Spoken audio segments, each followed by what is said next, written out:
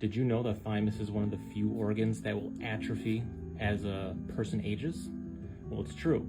So what's interesting is when a fetus is developing, the thymus makes up about a third of the body weight because it needs to produce a whole bunch of T cells to help fight off different kind of pathogens and bacteria and things like that.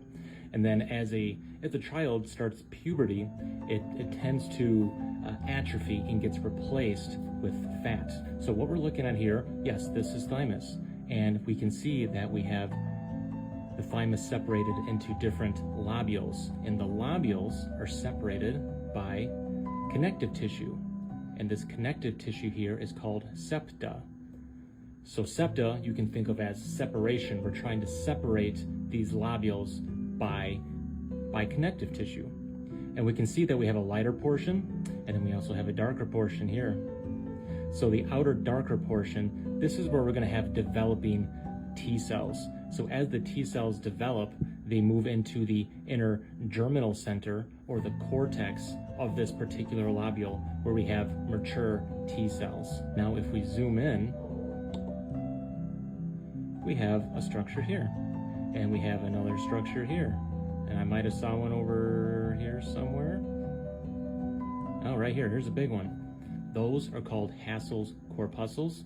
That is a big distinguishing feature of the thymus. And what these are, they're just essentially made up of epithelial cells. And they're thought to help with T cell maturation. If you look at other literature, they may say that it's part of the atrophy aspect of the thymus. And so this is a well-developed thymus, and we can see the thymocytes, we can see the cortex here, we can see the inner medulla, this lighter portion, and then we can see the Hassel's corpuscles. But if you get to an autopsy patient, you try to find the thymus, what you're gonna find is you're gonna struggle because where you think the thymus is, it's just gonna be a bunch of fat. That is because, like I mentioned, as people age, the thymus starts to atrophy because we have other organs that takes over the immune system aspects. The thymus isn't as necessary. We have lymph nodes, we have spleen, and things like that.